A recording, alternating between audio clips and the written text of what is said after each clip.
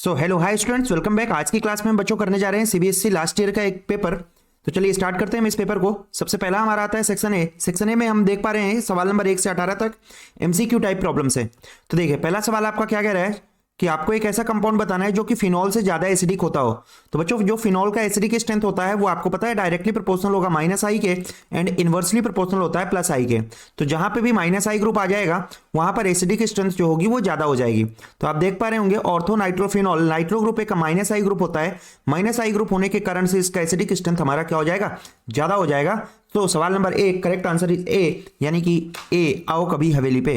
Next, which of the following reaction is halogen exchange reaction. तो बच्चों अगर हम हेलोजन एक्सचेंज रिएक्शन की बात करते हैं तो हेलो एल्केन हेलो एरेन चैप्टर में हमारे पास में 2 हेलोजन एक्सचेंज रिएक्शन हुआ करते हैं। कौन कौन से?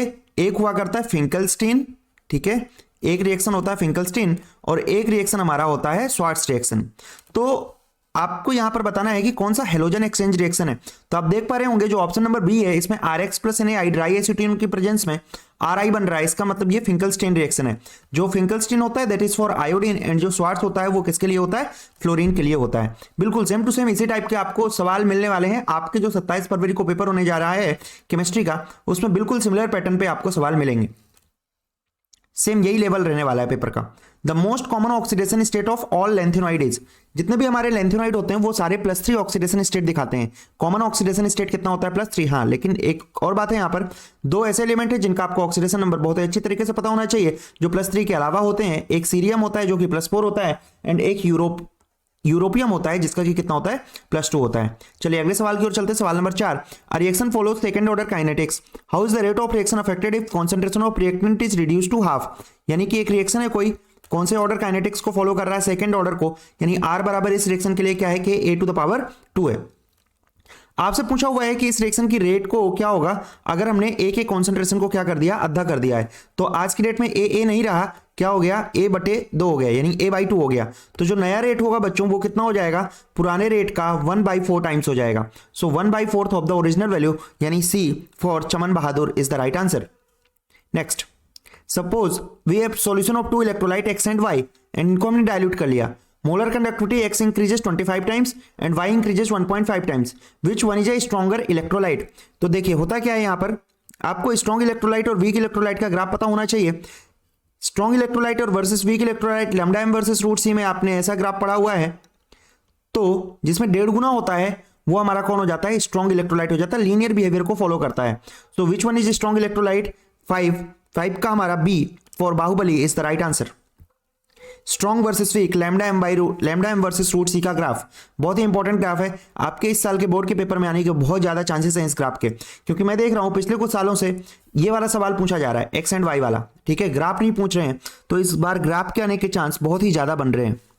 Unit of the rate constant for zero order reaction is. देखिए जनरल यूनिट क्या होता है K का, mole to the power 1 - n litre to the power n-1 second inverse, ठीक है। अब जीरो ऑर्डर रिएक्शन के लिए बोला हुआ है तो n का वैल्यू आपने 0 डाल देना है। तो mole litre inverse second inverse will be right answer, यानी D फॉर देवसेना 6 का D।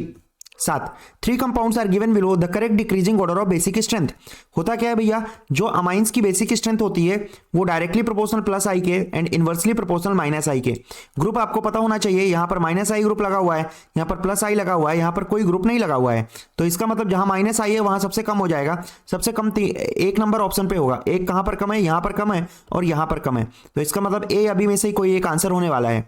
देन सेकेंड नंबर पे मिथाइल लगा हुआ है जो कि एक +I ग्रुप है।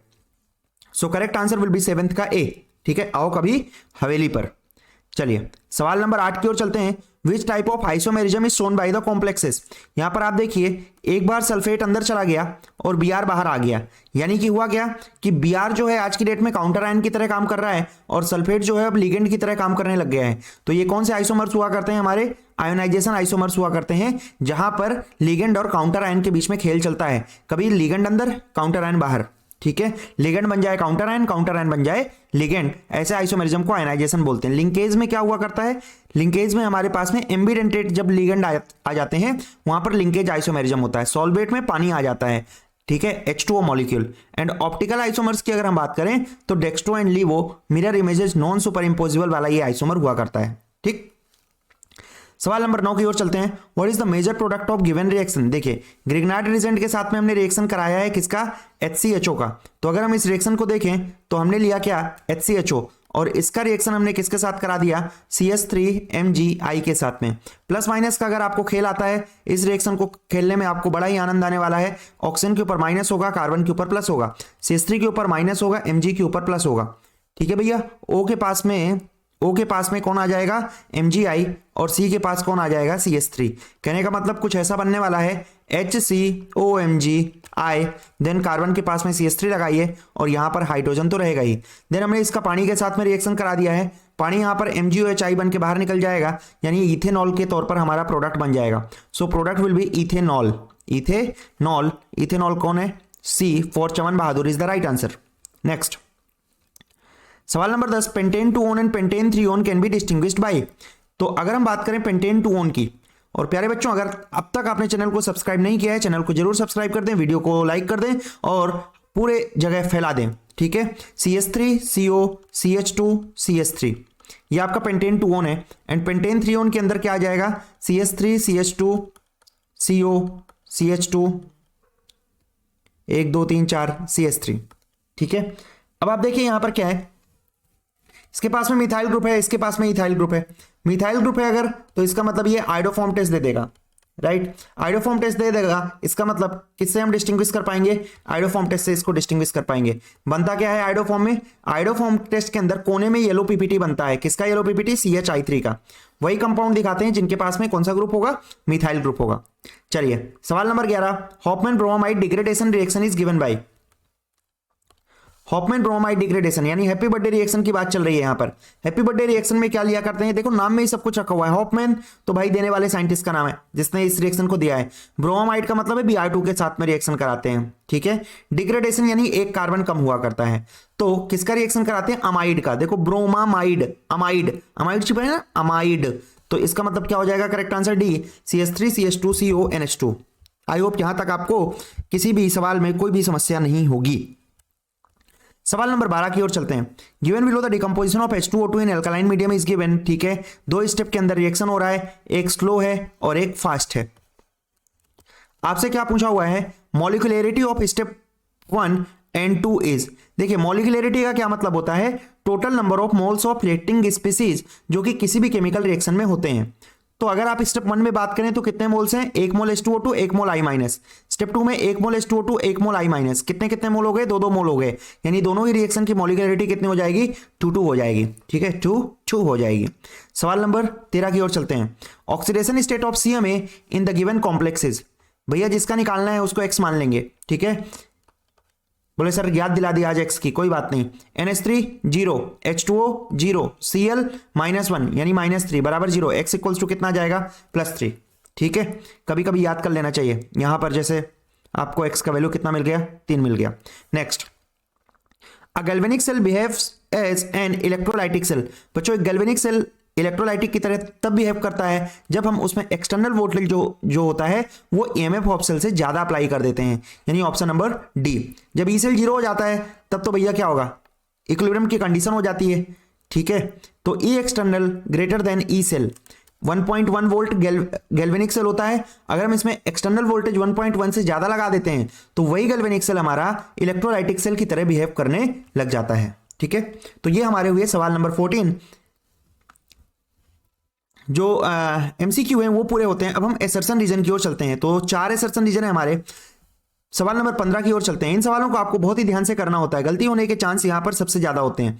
जो बच्चे मार्क्स लूज कर रहे हैं ज्यादातर वो इन्हीं सवालों में कर रहे हैं, 15 से लेकर के 18 तक के वालों में। देखिए, phenol gives 2,4,6 trinitrophenol on treatment with concentrated HNO3 and H2SO4। एकदम सही बात बोल रही है, एकदम सही बात बोल रही है, क्योंकि HNO3 और H2SO4 के साथ में तीनों जगह पे नाइट्रो ग्रुप आ जाता है। ठीक हो गई बात। Next, OH group is Meta directing. अब ये गलत बात बोल रहा है। जो OH होता है बच्चों वो ऑर्थो पैरा डायरेक्टिंग होता है, तो इससे बढ़िया तो देखो कोई बात ही नहीं होती। ठीक है, क्योंकि एसर्शन हमारा सही है और रीजन हमारा गलत है। यहां पे कोई दिमाग लगाना नहीं है। दिमाग थोड़ा तब लगाना होता है जब दोनों सही हो, तब देखना पड़ता है करेक्ट एक्सप्लेनेशन है कि नहीं है। सो या इसका आंसर क्या हो जाएगा आपका? Assertion is true but reason is false, यानी option number C। D plus glucose is dextrorotatory, सही बात है, ये पॉजिटिव साइन है ना, पॉजिटिव साइन डेक्स्ट्रोरोटेटरी का मतलब होता है, यानी असर्शन यहां पर सही हो गया। Symbol D represents dextrorotatory nature, नहीं गलत बात बोल रहा है, जो सिंबल डी होता है भैया ये relative configuration with respect to glyceraldehyde होता है, इसका मतलब ये गलत बात है, इसका प्लस माइनस से कोई संबंध नहीं है, इसका मतलब करेक्ट आंसर क्या हो जाएगा, इसका सी हो जाएगा। सवाल नंबर 17 की ओर चलते हैं। Zinc, cadmium, mercury are not considered as transition element, एकदम सही बात है, क्यों नहीं होता है, क्योंकि इनका -1d जो होता है वो फुली फिल्ड होता है, तो do not have partially filled D orbital in their ground state और in any of their common oxidation state, एकदम सही बात बोल रहा है, यानी ऑप्शन नंबर ए सही है दोनों स्टेटमेंट और करेक्ट एक्सप्लेनेशन भी है। देखिए 18 की बात करते हैं। BDC is stable and can be easily stored, ठीक है, option number R BDC decomposes easily. अब देखिए इन दोनों बातों का क्या आपस में कोई रिलेशन है, तो आपको पता है एक कह रहा है कि स्टेबल है और एक कह रहा है डिकम्पोज हो रहा है, इसका मतलब जाहिर सी बात है कोई एक स्टेटमेंट ही सही है। अब आपको पता होना चाहिए बीडीसी कितने टेम्परेचर पे बनाया करते थे हम, 0 से 5 डिग्री सेल्सियस पे, ज्यादा टेम्परेचर पे क्यों नहीं बनाया करते हैं, क्योंकि ये डिकम्पोज हो जाते हैं, तो वही लिखा हुआ है कि बीडीसी डिकम्पोजेज इजली, यानी रीजन की बात एकदम सही है, एसर्शन गलत है, इसका मतलब correct option will be D. तो ये हमारे एमसीक्यू खत्म होते हैं गोली की रफ्तार से। अब हम सेक्शन नंबर हमारे बी की ओर चलते हैं, ठीक है, चलिए सेक्शन बी 2 मार्कर सवाल। पहला सवाल फिजिकल केमिस्ट्री का न्यूमेरिकल, आप काउंट करते चलेंगे, देखिएगा आपको पेपर के अंदर कितने न्यूमेरिकल्स पूछे गए हैं, सेम यही वेटेज आपके पेपर में भी न्यूमेरिकल्स का रहने वाला है। So rate of reaction quadruples when the temperature changes from 293 kelvin to 313 kelvin, तो इसका मतलब ये हुआ कि हम यहां पर फॉर्मूला एक्टिवेशन एनर्जी वाला लगाएंगे। भैया वैल्यू मैं कंप्लीट आंसर सॉल्व नहीं करूंगा, ठीक है, मैं यहां पर वैल्यू पुट कर दूंगा और बाकी का काम आप खुद से कर सकते हैं। E/2.303 R 1/T1 - 1/T2, तो log K2 बाई K1 यानी कि log K2 की जगह 4K1 हो जाएगा क्योंकि क्वाड्रपल हो गया, बाई K1 तो K1 ही रहेगा। फॉर्मूला जरूर आपको लिखना है, गिवन चीजें लिखनी है, ठीक है, डायरेक्ट आपको शॉर्टकट अप्रोच नहीं अपनानी है क्योंकि हर एक चीज के मार्क्स होते हैं। फॉर्मूला लिखने का आपको आधा नंबर रहेगा, गिवन लिखने का आपको आधा नंबर रहेगा, वैल्यू पुट करने का आपको 1 नंबर रहेगा, ठीक हो गई बात। इस तरीके से आपका यहां पर मार्किंग स्कीम होता है। 3 नंबर का सवाल है इस तरीके से होगा, 2 नंबर का सवाल है तो यही 50% से आपको चीजों को डिक्रीज कर देना है, यानी वैल्यू पुट करने का 1 नंबर, फॉर्मूला लिखने का आधा नंबर और करेक्ट आंसर निकालने का आधा नंबर। तो log 4K1 बाई K1 ये अपॉन कितना हो जाएगा 19.14, 2.303 इंटू आर, डायरेक्ट वैल्यू याद रखेंगे तो फायदे में रहेंगे, ठीक है। 1/T1 यानी टेम्परेचर, देखिएगा टेम्परेचर हमेशा केल्विन में दिया रहता है, तो मतलब टेम्परेचर हमेशा केल्विन में लेना होता है, कई बार वो डिग्री सेल्सियस में दे देते हैं, तो केल्विन में कन्वर्ट करने के लिए आपको बचपन में कविता मैडम ने सिखाया होगा, हम डिग्री सेल्सियस को केल्विन में कन्वर्ट करने के लिए 273 ऐड कर दिया करते हैं, तो 293 - 1/313, ठीक है, यहां से ये निकाल लेंगे log 4। अब बोले अच्छा log 4 दिया हुआ है 0.6 इक्वल्स टू E/19.14 1/293 - 1/313। जिसने भी मेरी न्यूमेरिकल वाली वीडियो करी हुई है एज इट इज सवाल आपको उस वीडियो के अंदर कराया हुआ है मैंने। सवाल नंबर 20 की ओर चलते हैं। Name the 2 bases which are common to both DNA and RNA. देखिए आज की डेट में यहां पर बेस से सवाल पूछ लिया गया है, हो सकता है कल को आपके पेपर में डिफरेंसेस से सवाल आ जाए कि write down difference between DNA and RNA. कोई दिक्कत वाली बात नहीं है, बड़े आराम से आप लोग कर सकते हो, एकदम चीते हो, बोले चीते नहीं हम शेर हैं शेर। तो name the 2 bases which are common to DNA and RNA. भैया डीएनए के अंदर कौन कौन से बेसेस प्रेजेंट होते हैं, adenine, guanine, cytosine and thiamine. And RNA के अंदर कौन से बेसेस प्रेजेंट होते हैं, thiamine is replace by uracil and rest 3 are same. तो आपको बताना है जो 2 कॉमन है, तो यू कैन राइट एजी है ना, adenine and guanine. Which deficiency causes bone deformities in children. बच्चों में जो बोन डिफॉर्मिटीज हो जाती हैं, ठीक है, वो रिकेट्स नाम की बीमारी से हो जाता है, यानी कि विटामिन डी की कमी से जो बीमारी होती है, ठीक है, रिकेट्स, वो किससे हो जाएगा, vitamin D. Pernicious anaemia, anaemia में बेसिकली क्या होता है, आरबीसी की कमी हो जाती है खून में भैया, ठीक हो गई बात। तो ये विटामिन B12 की कमी से हो जाता है हमारा एनीमिया। बी पार्ट क्या कह रहा है कि अमीनो एसिड्स जो होते हैं एम्फोटेरिक बिहेवियर क्यों दिखाते हैं। आ जाओ यहां पर, अमीनो एसिड एम्फोटेरिक बिहेवियर के इसलिए होते हैं क्योंकि अमीनो एसिड्स के पास में दोनों ही ग्रुप पाए जाते हैं, एसिडिक ग्रुप भी होता है और बेसिक ग्रुप भी होता है, जिसके कारण से ज्विटर आयन का फॉर्मेशन कर लेते हैं और ज्विटर आयन बनाने के कारण से ये एम्फोटेरिक नेचर के होते हैं। What happens when D-glucose is treated with hydroxylamine? भैया ऑक्साइम बन जाता है, क्या लिखेंगे आप रिएक्शन में, oxime is formed, right. Next सवाल नंबर 21 की ओर हम चलें तो हमें क्या करना है, right the structure of 1-chloro-4 ethyl cyclohexane. 1-chloro-4 ethyl cyclohexane यानी सबसे पहले हम साइक्लोहेक्सेन बना देते हैं, ये बना दिया। 1 नंबर पे क्लोरो लगा देते हैं, ये लगा दिया। 4 नंबर पे इथाइल लगा देते हैं तो यानी कि C2H5 लगा दिया। ये बन गया हमारा 1-chloro-4 इथाइल साइक्लोहेक्सेन, एकदम हलवा सवाल। Why sulphuric acid not used in the reaction of alcohol with KI। NCERT in text का सवाल है, क्योंकि सल्फ्यूरिक एसिड एक स्ट्रॉन्ग ऑक्सीडाइजिंग एजेंट होता है। स्ट्रॉन्ग ऑक्सीडाइजिंग एजेंट होने के कारण से ये क्या करता है, ऑक्सीडाइज कर देता है KI को, किसमें, I2 में, इसलिए हम इसका यूज नहीं किया करते हैं। Next, arrange the following in increasing order of their boiling point. देखिए 1-chloropropan, 2-chloropropan, 1-chlorobutane। बीपी की प्यारे बच्चों एक खास बात होती है, क्या खास बात होती है, डायरेक्टली प्रोपोर्शनल होता है मॉलिक्यूलर मास के, एंड डायरेक्टली प्रोपोर्शनल होता है सरफेस एरिया के, या इनवर्सली प्रोपोर्शनल होता है ब्रांचिंग के। ठीक बात, तो सबसे ज्यादा जो मॉलिक्यूलर मास है वो किसका है, C वाले का है, एंड सबसे कम एरिया जो है वो B वाले का है। So correct answer will be B, then फिर इसके बाद क्या आ जाएगा A, एंड फिर क्या आ जाएगा C। तो BAC is the right answer. Increasing order में करना था तो इस तरीके से आप ऑर्डर का ध्यान रखेंगे, तीर का निशान ध्यान रखेंगे।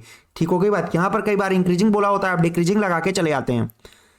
सवाल को अच्छे से पढ़ना है, कौन से ऑर्डर में पूछा हुआ है उसी ऑर्डर में अरेंज करना है। ठीक है, फ्री फोकट के मार्क्स आपको लूज नहीं करने हैं। What is ambidentate nucleophile. भैया एम्बीडेंटेट वो होते हैं जहां पर 2 न्यूक्लियोफिलिक सेंटर हुआ करते हैं। कितने सेंटर होते हैं, 2 न्यूक्लियोफिलिक सेंटर। सेम सवाल एम्बीडेंटेट लिगेंड भी आपसे पूछा जा सकता है। तो एम्बीडेंटेट लिगेंड के केस में क्या करेंगे, सेम चीज, जहां पे 2 डोनर एटम लेकिन एट अ टाइम एक ही तरफ से डोनेशन हो। Cyanide, isocyanide, NO2 ONO, SCN NCS। और ये जो एम्बीडेंटेट हुआ करते हैं यही आपके क्या दिखाया करते हैं, अगर लिगेंड से सवाल आता है तो यही आपके जो है तो लिंकेज आइसोमेरिज्म दिखाया करते हैं। सवाल नंबर 22 की ओर चलते हैं हम। Why is TiH2O6 coloured. भैया कलर का एक ही कारण होता है, अनपेयर्ड इलेक्ट्रॉन और DD ट्रांजिशन। ठीक हो गई बात। तो इसके पास में अनपेयर्ड इलेक्ट्रॉन होते हैं, अनपेयर्ड इलेक्ट्रॉन होने की वजह से ये क्या कर सकता है, DD ट्रांजिशन कर सकता है। या तो आप आंसर में मान लो अनपेयर्ड इलेक्ट्रॉन लिख देते तो भी आपको मार्क्स मिल जाता, DD ट्रांजिशन लिख देते तो भी आपको मार्क्स मिल जाता। लेकिन आप अगर दोनों बातें लिखते हैं तो जो एग्जामिनर होगा, ठीक है, उसके दिमाग में थोड़ा सा आपके लिए जो है तो इंप्रेशंस जो होंगे आपके वो बहुत ही बढ़िया जाएंगे कि आपको सारी बातें बहुत ही बढ़िया तरीके से पता है। और अगर मान लो फोटो वोटो भी बना लोगे इसमें, DD ट्रांजिशन ऐसे भी दिखा दोगे ना बना के, ठीक है, ये लिख दिया और फिर ये भी करके दिखा दिया, तब तो फिर भैया कहना ही क्या। ठीक हो गई बात। Next, write the IUPAC name of the given complex. तो K3 यानी पोटेशियम, ठीक, देन C2O4 को ऑक्जेलेट बोलते हैं, तो पोटेशियम ट्राई ऑक्जेलेटो। ठीक है, अब काउंटर आयन पहले आ गया तो क्रोमेट लिखेंगे, तो correct answer will B potassium try oxalato chromate. And oxidation number 3 potassium है तो 3 + x - 6, तो पोटेशियम इक्वल्स टू 0, तो x इक्वल्स टू +3 आ गया, तो इसका मतलब पोटेशियम ट्राई ऑक्जेलेटो क्रोमेट 3 इसका राइट आंसर हो जाएगा। नेक्स्ट, अगला सवाल आया हुआ है, why are iron pipes usually coated with zinc. तो देखिए क्या होता है कि जो भी हमारे मान लो गेट वगैरह भी होते हैं उसमें, अच्छा गेट वगैरह में तो खैर हम पेंट कर देते हैं, रस्टिंग से बचाने के लिए इन चीजों को हम क्या किया करते हैं, जिंक की कोटिंग कर दिया करते हैं। तो जिंक बेसिकली क्या होता है, इलेक्ट्रोकेमिकल सीरीज में आयरन से ऊपर आया करता है, तो पहले इसका ऑक्सीडेशन हो जाएगा। ठीक हो गई बात। तो इसका मतलब ये हुआ कि लोहे तक पहुंचने से पहले कौन ऑक्सीडाइज हो जाएगा, जिंक ऑक्सीडाइज हो जाएगा, जिससे जो हमारे आयरन पाइप्स होंगे वो सालों साल तक चलते रहेंगे। ठीक है, तो to prevent iron pipes from rusting हम जिंक की कोटिंग कर देते हैं, and this process is known as galvanisation. Why does mercury cell gives a constant voltage throughout. क्योंकि इसका जो रिएक्शन होता है, इस रिएक्शन में कोई भी आयंस का इन्वॉल्वमेंट नहीं होता है, does not involve any ion. और सेम आपके इस साल के बोर्ड के एग्जाम में भी एक सवाल आपको बैटरी से मिलेगा। ठीक है, next, write the mathematical expression between rate constant and half life for zero order reaction. तो भैया जीरो ऑर्डर रिएक्शन के लिए रेट कांस्टेंट और हाफ लाइफ के बीच का क्या रिलेशन होता है, तो T half equals to A0 divided by 2K। Next, define pseudo first order reaction with example. देखिए क्या होता है, स्यूडो फर्स्ट ऑर्डर रिएक्शन ऐसे रिएक्शन हुआ करते हैं प्यारे बच्चों जहां पर रिएक्शन का जो मॉलिक्यूलरिटी होता है वो तो 2 होता है। मॉलिक्यूलरिटी रिएक्शन का कितना होगा, 2 होगा। ऑर्डर कितना होता है, 1 होता है। और कोई एक कंपोनेंट लार्ज अमाउंट में प्रेजेंट होता है, one of the component is present in large amount. ठीक है, ऐसे रिएक्शन को हम क्या बोला करते हैं, स्यूडो फर्स्ट ऑर्डर रिएक्शन बोला करते हैं। इसका आपसे एग्जांपल पूछा जाए तो आप लिख सकते हैं हाइड्रोलाइसिस ऑफ एस्टर, क्योंकि इसमें पानी जो होता है वो भर भर के प्रेजेंट होता है, तो रिएक्शन की रेट इसके ऊपर डिपेंड नहीं करती है। सवाल number 25, why is pKa of ClCH2COH is lower than pK value of this. देखिए क्या होता है बच्चों, pKa लेस pKa का मतलब होता है मोर एसिडिक, ज्यादा pKa तो मतलब ज्यादा एसिडिक। तो अब ये क्यों है इसका pKa कम, क्योंकि ये स्ट्रॉन्गर एसिड है। क्यों है स्ट्रॉन्गर एसिड, क्योंकि इसके पास Cl है जो कि कैसा ग्रुप होता है, -I ग्रुप हुआ करता है। ठीक है, हेल-वोलार्ड-जेलेंस्की रिएक्शन आपको लिखनी है। नेम रिएक्शन की अगर आपने अब तक वीडियो नहीं देखी है तो जाके चैनल पर ऑर्गेनिक केमिस्ट्री की प्लेलिस्ट मैंने बना रखी है, वहां से आप वीडियो को देख सकते हैं। सारी की सारी नेम रिएक्शंस मैंने पूरे ऑर्गेनिक केमिस्ट्री की मात्र 40 मिनट में एक्सप्लेन कर रखी हैं। हेल-वोलार्ड-जेलेंस्की रिएक्शन की अगर हम बात करते हैं तो CH3COOH होता है हमारे पास में, X2 के साथ में रिएक्शन होता है in presence of red P and H2O। Reaction के अंदर क्या हो जाता है, CH2X एंड COOH, ये इस रिएक्शन का प्रोडक्ट हुआ करता है। रिएक्शन का नाम हेल-वोलार्ड-जेलेंस्की। सेक्शन सी की ओर चलते हैं। Right the chemical equation for the following reaction, hydration of propene in presence of N acid. Hydration का मतलब हमने यहां पर पानी के साथ में रिएक्शन करा दिया है, प्रोपीन ले लिया हमने, CH3CH डबल बॉन्डेड CH2। अब इसका हाइड्रेशन यानी पानी लिया तो प्लस का H2O करा दिया बच्चों। H2O हमारा क्या देने वाला है, H प्लस और OH माइनस देने वाला है। OH माइनस को उठाएंगे और इस पे चिपका देंगे और H प्लस को CH2 पे चिपका देंगे। So final answer will B propane two all, CH3 CHOH CH3। Reaction of ethyl bromide with C2H5ONA। What is ethyl bromide, C2H5Br। ये हमारा इथाइल ब्रोमाइड है और इसका हमने रिएक्शन करा दिया C2H5ONA के साथ में। ये रिएक्शन जो होती है हमारी विलियमसन ईथर सिंथेसिस रिएक्शन होती है, यहां से NaBr बाहर निकल जाता है। प्रोडक्ट के तौर पर क्या बन जाएगा, C2H5O C2H5। राइट, एकदम आप लोग रॉक करने वाले हैं, बहुत ही आसान सा पेपर है ये। Reaction between dimethyl ether and hydrogen iodide.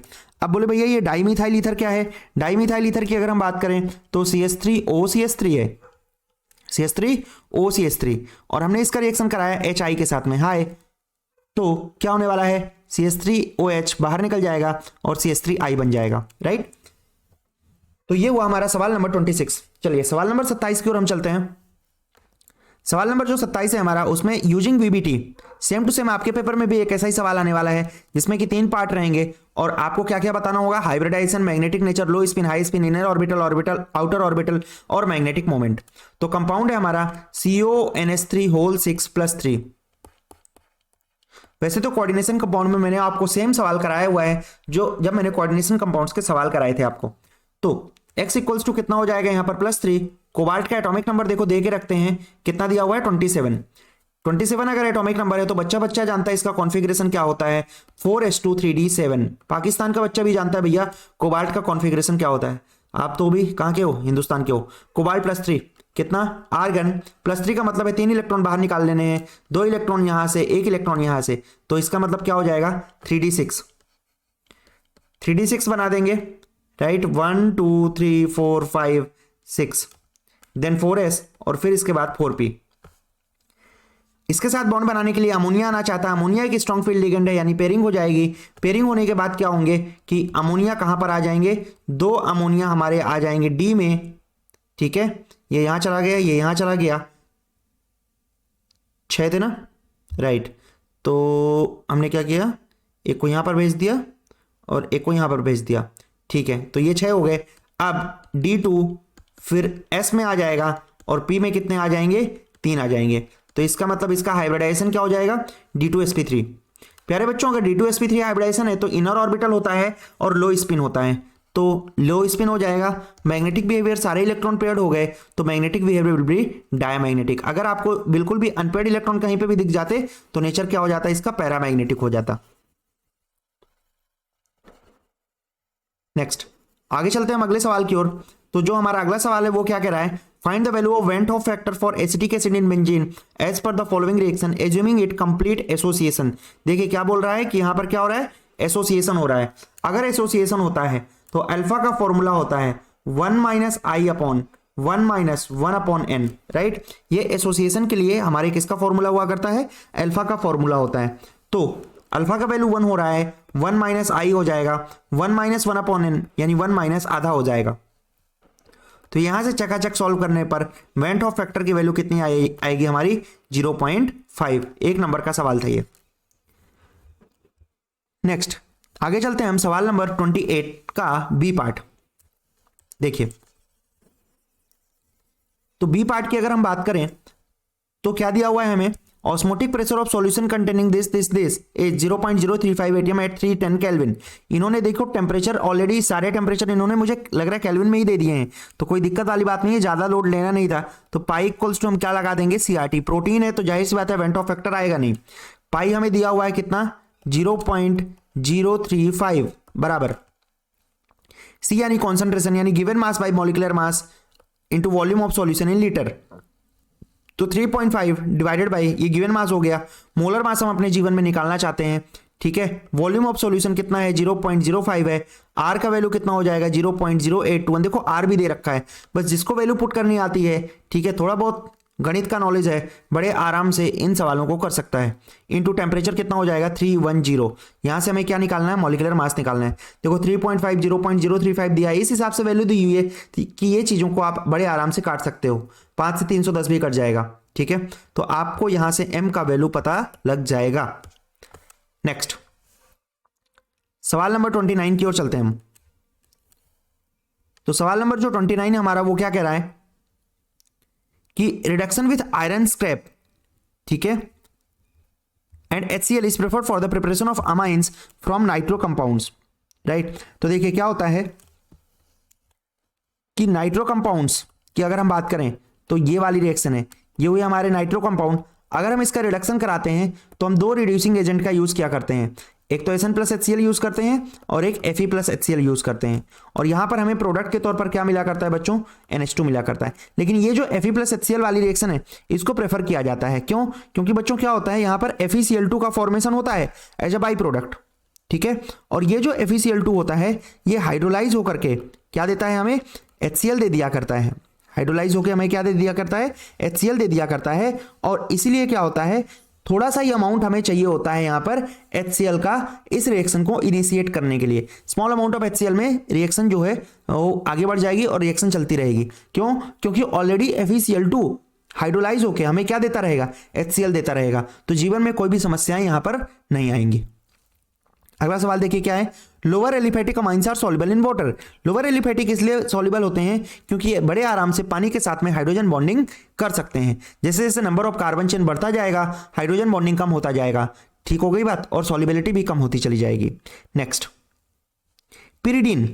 Pyridine जो होता है उसको हम एसाइलेशन रिएक्शन में क्यों यूज करते हैं, क्योंकि पिरिडीन प्यारे बच्चों एक बेस होता है और ये जो बेस होता है इस रिएक्शन के एसिड के साथ में रिएक्शन कर लेता है और इस रिएक्शन को फॉरवर्ड डायरेक्शन में प्रोसीड कर देता है। एक बार फिर से सुनिएगा, पिरिडीन जो है वो क्या करता है, HCl के साथ में रिएक्शन कर लेता है और इस रिएक्शन को फॉरवर्ड डायरेक्शन की ओर पुश कर देता है, ठीक हो गई बात, इसीलिए हम पिरिडीन का यूज करते हैं।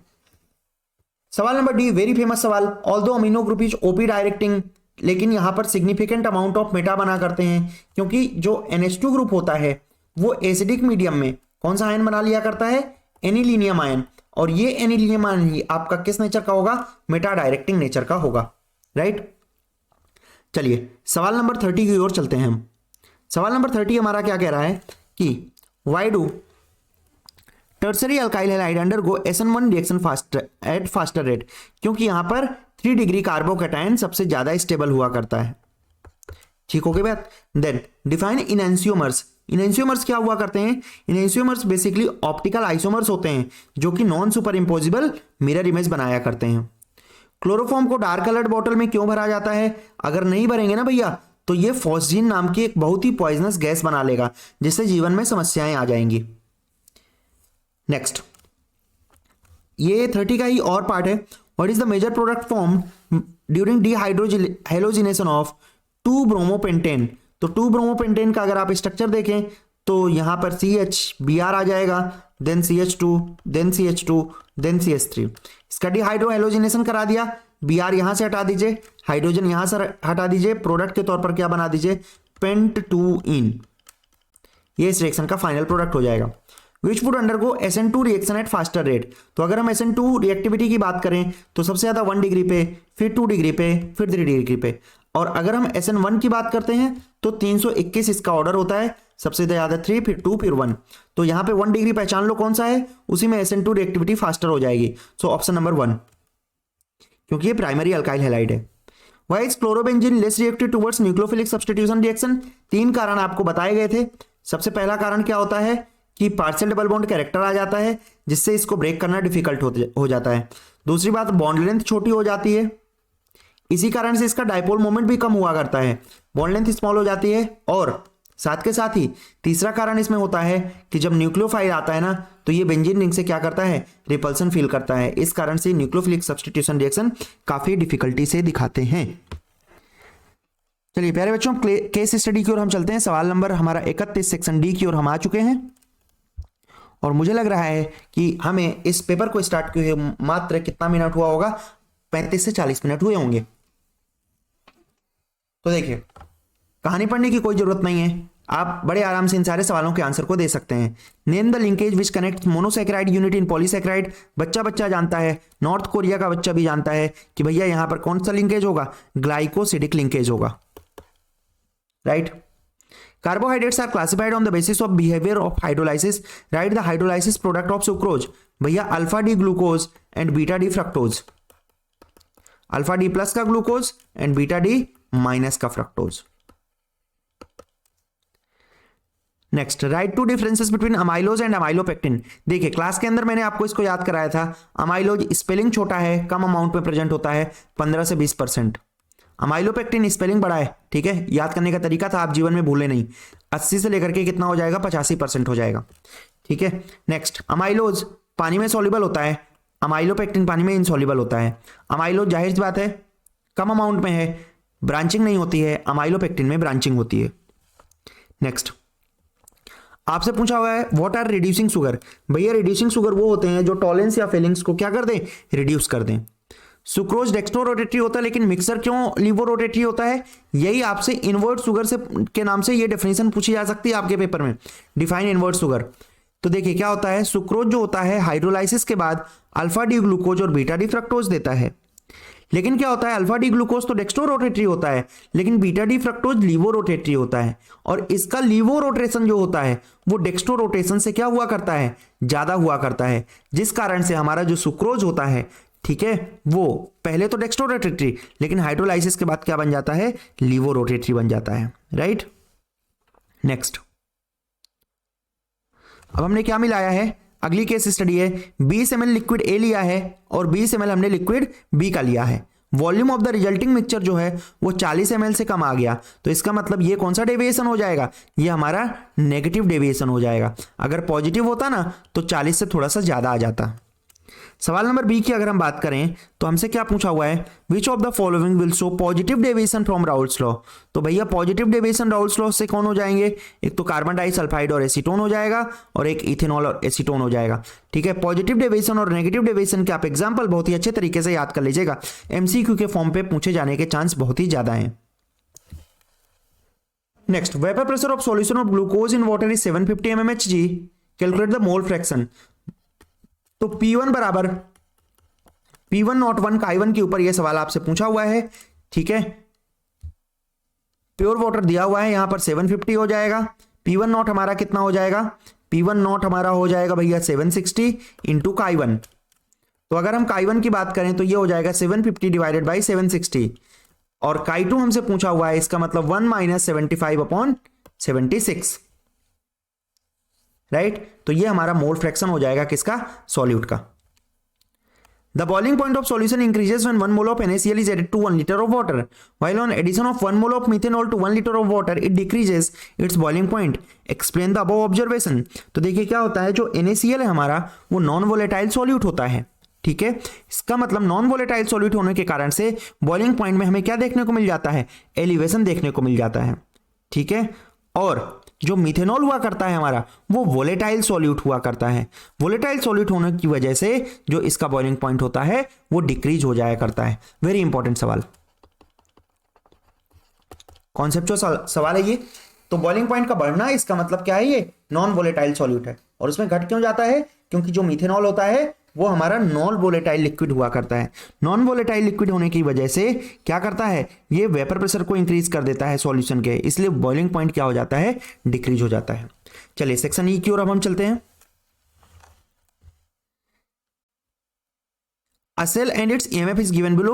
Write the reduction half reaction at cathode. केवल और केवल कैथोड पे लिखना है हमें। तो आपको पता है यहाँ पर मैंने आपको लोन लेना सिखाया था, यानी लेफ्ट पे ऑक्सीडेशन और वो एनोड का हो रहा होगा, यानी ये एनोड वाला पार्ट है। तो कैथोड का केवल और केवल रिएक्शन लिखना है, तो क्या लिख देंगे हम, Cu+2+2 इलेक्ट्रॉन Cu, ये हमारा रिएक्शन एट कैथोड हो जाएगा। 1 नंबर का सवाल।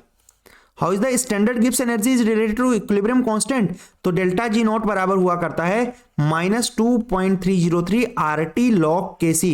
बहुत ही अच्छे से ये फॉर्मूला नोट डाउन कर लेंगे बच्चों लोग आप, -2.303 RT log Kc। यूजुअली हमने इस फॉर्मूले का यूज करके log Kc निकाला नहीं है कभी भी, ठीक हो गई बात, क्योंकि हम log Kc n into E nought cell upon 0.059 से निकाल लिया करते हैं। Next, calculate the EMF of the following cell.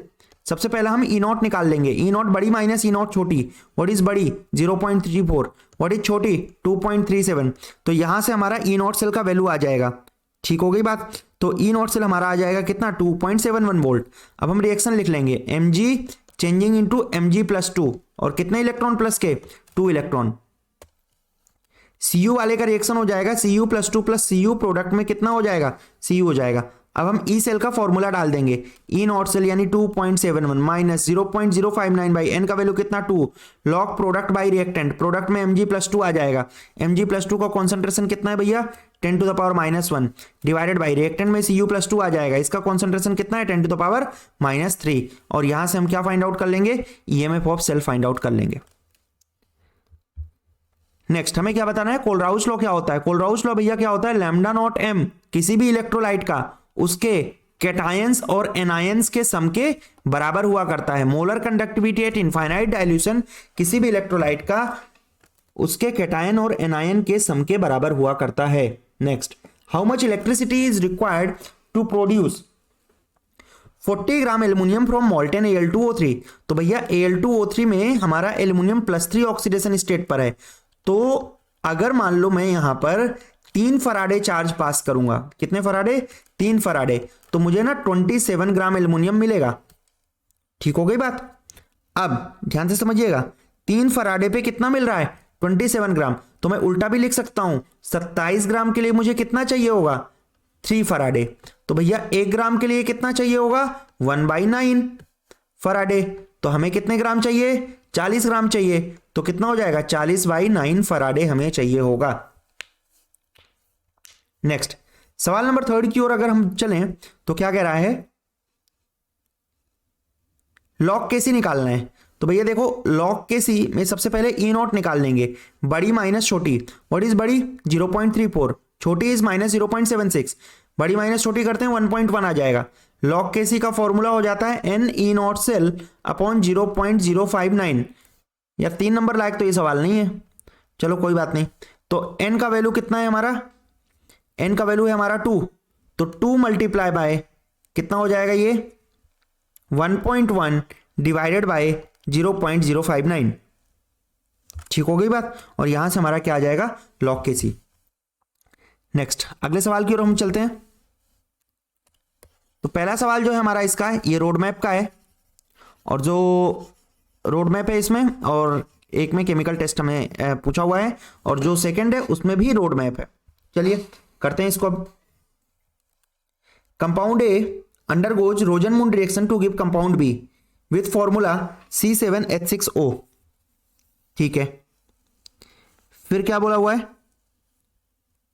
Compound B does not give Fehling's but react with concentrated HNO3 to give C and D। अच्छा, रोजनमून reaction दे रहा है, इसका मतलब रोजनमून रिएक्शन आपको पता है कौन सा कंपाउंड से हम कराया करते थे, COCl से कराया करते थे, प्लस हाइड्रोजन के साथ में रिएक्शन कराया in presence of palladium BaSO4। तो प्रोडक्ट के तौर पर हमारा क्या बन जाया करता है, एल्डिहाइड यानी CHO। ये आपका वो रिएक्शन नहीं देगा, कौन सा, फेलिंग्स, लेकिन हाँ कॉन्सेंट्रेटेड HNO3 के साथ में रिएक्ट करके COD बना देगा। C और D यानी कि जब हम इसका कॉन्सेंट्रेटेड NaOH के साथ करेंगे यानी कैनिजारो रिएक्शन करेंगे, तो एक तो कोना लग जाएगा, और कैनिजारो आपको पता है कोने में जाकर के अल्कोहल पीता था, यानी COONA प्लस CH2OH बन जाएगा। तो ये हमने ABCD आइडेंटिफाई कर लिए और केमिकल टेस्ट भी हमने कर लिया, chemical reaction. Write one chemical test to distinguish between compound B and propanone. अब भैया एक बार बी देख लेते हैं कौन है। अच्छा ये है हमारा बी, और प्रोपेनोन, प्रोपेनोन कौन है, CH3COCH3। आइडोफॉर्म लगा दो, आइडोफॉर्म से हम इसको डिस्टिंग्विश कर सकते हैं। Next, compound A with molecular formula C2H6O, ये पक्का अल्कोहल है क्योंकि PCC का यूज किया हुआ है, और 2 कार्बन 6 हाइड्रोजन अल्कोहल में ही पॉसिबल होते हैं, PCC अल्कोहल में ही लगता है। तो इसका मतलब ये हुआ कि हमारा जो A है वो हो जाएगा CH3CH2OH। PCC के साथ में हमने रिएक्शन कराया, क्या बन जाएगा, CH3CHO। Which on treatment with dilute alkali forms compound C। Dilute alkali, हाँ, यानी कि इसका हम क्या करा रहे हैं, वो डाइल्यूट एल्कली यानी डाइल्यूट NaOH, एल्डोल। एल्डोल पे क्या बना देता है ये, CH3CHOH CH2CHO। एल्डोल नहीं आती है, जाकर के नेम रिएक्शन वाली जो वीडियो है उसको बहुत ही अच्छे तरीके से देख लें। 40 मिनट के अंदर सारी की सारी नेम रिएक्शंस आपको वहां पर कराई गई हैं। ऑर्गेनिक की प्लेलिस्ट में चले जाना है, या जो भी पोर्शन आपको वीक लग रहा है, ठीक है, उस पोर्शन में चले जाना है। ऑर्गेनिक में बता दिया मैंने, इनऑर्गेनिक की भी सेम टू सेम दोनों चैप्टर की प्लेलिस्ट बनी हुई है। केवल और केवल बायोमोलिक्यूल्स को छोड़ करके बाकी का सारा काम मैंने इस वीडियो के अंदर, मतलब इस चैनल के अंदर किया हुआ है। तो आप बड़े आराम से जाइए, उन चीज़ों को कवर करिए, और फिर अगर आपको जिस भी पोर्शन में डिफिकल्टी होती है, जब आप वो क्लियर कर लेते हैं तो आप बड़े आराम से अपना पेपर जो होगा वो सॉल्व कर पाएंगे। Be on oxidation by KMnO4 forms C, यानी कि जब हम इसका ऑक्सीडेशन करा देते हैं तो हमें क्या मिल जाता है, कार्बोक्सिलिक एसिड CH3COOH। ठीक है, आइडेंटिफाई कर लिया हमने सारी चीजें, और हमने सारे रिएक्शंस पे लिख लिए हैं। तो ये 5 नंबर का सवाल था, बहुत ही आसान सा सवाल था ये। चलिए लास्ट सवाल D and A block elements का है, केमिस्ट्री ऑफ एक्टिनोइड्स। तो लगभग 1 घंटे के अंदर हमने पूरा पेपर सॉल्व कर लिया है अपना। Chemistry of actinoid is more complex as compare to lanthanoid. पहली बात तो भैया बहुत सारी ऑक्सीडेशन स्टेट दिखाते हैं ये, ठीक है, और दूसरी बात ये रेडियो एक्टिव नेचर के हुआ करते हैं। ठीक, नेक्स्ट, E0 वैल्यू इसकी पॉजिटिव क्यों होती है, क्योंकि Mn+2 का बहुत ही स्टेबल इलेक्ट्रॉनिक कॉन्फ़िगरेशन 3d5 हुआ करता है। Transition metals form large number of complex compounds, क्यों, क्योंकि हाई चार्ज डेंसिटी होती है और अवेलेबिलिटी ऑफ डी ऑर्बिटल होता है। How does acidified KMnO4 react with Fe+2, right ionic equation. तो MnO4 minus plus Fe+2, acidified बोला हुआ यानी H+। आपको पता है एसिडिक मीडियम में MnO4 कहाँ जाता है, Mn+2 में, Fe+2 कहाँ जाता है, Fe+3 में, और ये कहाँ जाता है, ये कहाँ जाता है बाकी H2O, यानी कि 4H2O, यानी कि कितने H+, 8H+। चलिए लास्ट सवाल क्या है, calculate the spin only movement of a divalent ion in aqueous solution, atomic number is 25, यानी एटॉमिक नंबर 25 है, configuration will be argon 4s2 3d5। M+2 का आपको निकालना है, इसका मतलब 2 इलेक्ट्रॉन बाहर करने हैं, क्या बनेगा 3d5, 5 unpaired electron, magnetic moment will be 5 × 7 यानी रूट का 35, यानी कि 5.9 bm, राइट। तो ये आपका पूरा पेपर कंप्लीट होता है, और इसी तरीके से एक और पेपर हम अगली क्लास में करेंगे। आई होप आपको ये पूरा पेपर समझ आ गया होगा। जहां कहीं भी कोई भी दिक्कत होती है, जिस भी टॉपिक में आपको समस्याएं हैं, आप कमेंट सेक्शन में बता सकते हैं, मैं अगली वीडियो उसी टॉपिक पे बनाने का प्रयास करूंगा। तो आपसे पूरी आशा, उम्मीद एवं पूर्ण विश्वास है मेरा कि आप अपने आने वाले 27 फरवरी के पेपर में रॉक करने वाले हैं। पेपर आप अपना धुआं कर देंगे। इसी विश्वास के साथ मैं अभी आपसे विदा लेता हूं। मिलता हूं आपसे जल्दी अगली वीडियो में। तब तक के लिए जय हिंद, जय भारत।